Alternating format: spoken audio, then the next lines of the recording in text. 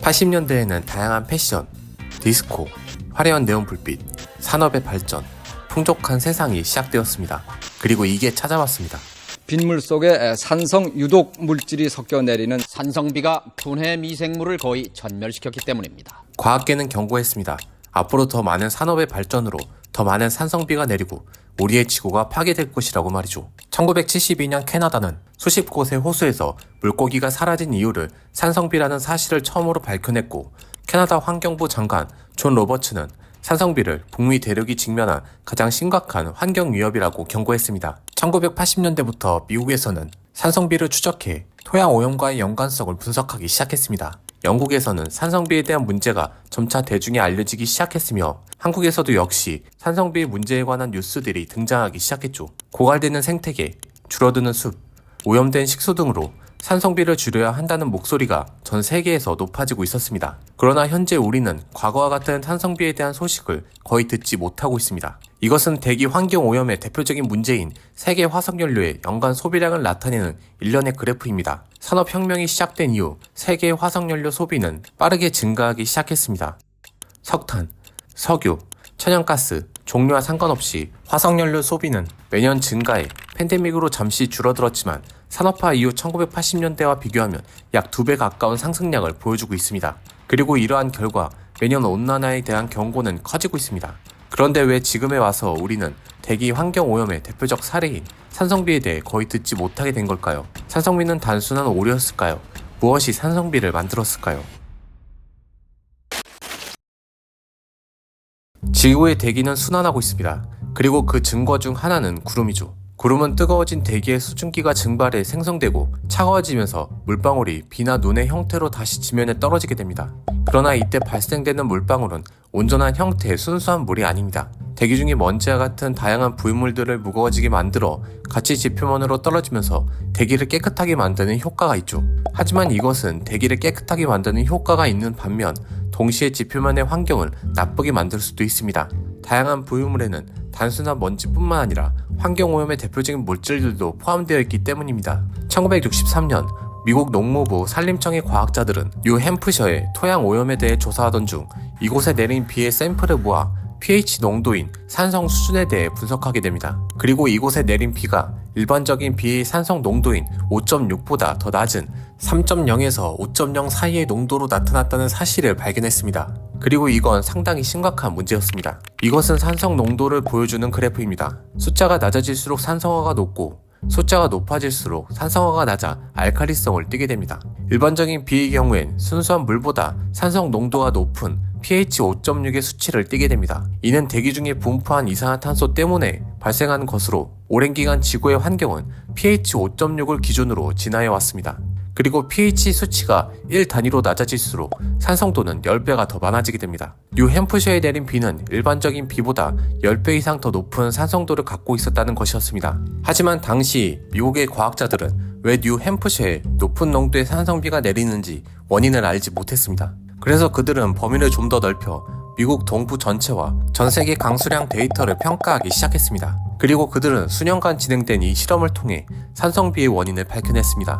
바로 이것이었죠. 가장 큰 문제는 아황산 가스와 질소 산화물이었습니다. 석탄 연료를 소비하면서 발생한 두 가지의 인공 화합물이 대기 중에 머물다가 비나 눈과 같은 수증기와 만나게 되면 화학 반응이 발생하고 이 두 물질은 황산, 아질산 등의 형태로 바뀌게 됩니다. 이는 토양의 여러 성분들과 만나면서 점차 산성화되면 중금속을 침출시켜 식물의 성장을 방해하고 강과 호수에서 서식 중인 박테리아를 죽음에 이르게 만드는 연쇄 반응을 일으키는 과정을 겪게 됩니다. 그리고 매년 석탄 연료의 소비는 증가하면서 더 많은 아황산 가스와 질소 산화물을 배출하고 이는 더 많은 산성비와 더 많은 토양 오염을 일으키게 된다는 결과로 이어지게 됩니다. 언론에서는 산성비로 인해 황폐화되고 있는 미국의 모습을 보도하기 시작했습니다. 그리고 점차 대기 오염에 대한 대중들의 관심이 이어지자 느슨했던 기존 미국의 환경 관련 법령들을 정리해 1970년 연방정부의 역할을 강화한 현대적인 첫 환경법으로 평가받는 청정대기법 개정안이 발표됩니다. 주로 연료 사용 후 대기로 배출되기 전 원인 물질의 흡착이나 중화 등을 통한 기술로 오염을 막는 방법을 사용했는데 이러한 결과 뉴햄프셔의 연간 산성비의 강수량도 점차 하락했습니다. 청정대기법은 1990년까지 여러 차례 개정에 개정을 거듭해 더 많은 환경 오염의 원인 물질을 담기 시작했고 더 많은 연구를 지원하기 시작하자 산성비의 강수량은 시간이 지날수록 더욱 감소하기 시작했습니다. 결국 산성비가 가장 강했던 1970년 뉴햄프셔의 모습과 비교해보면 현재에 와서 산성비의 수치는 80% 이상 줄어들게 됩니다. 그리고 산성비, 정확하게는 두 가지 인공 화합물이 비와 함께 만들어지는 산성비를 그대로 방치할 경우 심각한 재앙을 초래할 수 있다는 것을 깨닫게 된 곳은 미국뿐만은 아니었습니다. 1980년대 스웨덴 과학자인 페린지 그랜펠트는 스칸디나비아 전역에 물고기가 사라지고 숲 일부의 나무의 잎이 침식되는 원인으로 영국에서 발생된 산성비라는 연구 결과를 발표했습니다.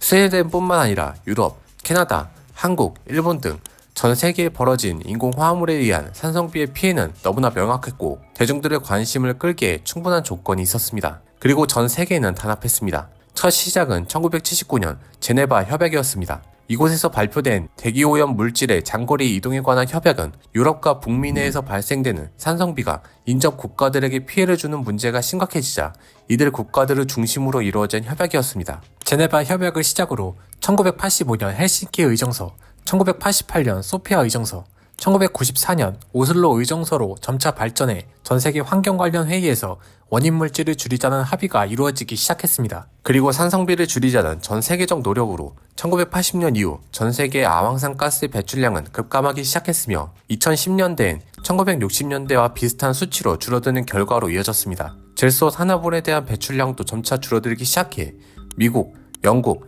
프랑스, 러시아, 독일, 한국, 일본 등 많은 선진국들의 지표는 점차 개선되었습니다. 대기 환경 오염이 줄어들자 산성비 역시 개선되었다는 연구 결과도 점차 발표되기 시작했습니다. 미국에서 산성비의 지표가 1980년대와 비교해 크게 감소했으며 유럽에서도 역시 대기의 산성도의 임계 부하가 1990년과 비교해 2010년 크게 개선된 점이 발표됐습니다. 최근 한국에서 발표된 자료에 따르면 2018년부터 2021년까지 전국에서 내린 비의 산성도는 일반적인 비의 농도인 pH 5.6에 근접한 수치로 되돌아왔고 이에 따라 토양의 산성도 역시 개선되었다는 연구 결과가 발표됐습니다. 이러한 결과 영국 BBC는 오랜 기간 국제적 갈등과 루머에도 불구하고 산성비는 개선되었다고 밝혔으며 이코노미스트는 지난 10년간 가장 위대한 친환경 성공 사례로 선진국들의 산성비 개선을 언급했습니다. 그러나 한 가지 안타까운 사실은 아직 이 산성비에 대한 문제가 완벽하게 해결된 것은 아닙니다. 많은 선진국에서 산성비의 원인은 질소 산화물에 대한 배출 개선이 이루어진 반면 전 세계적으로 배출된 질소 산화물의 배출량은 여전히 늘어나고 있습니다.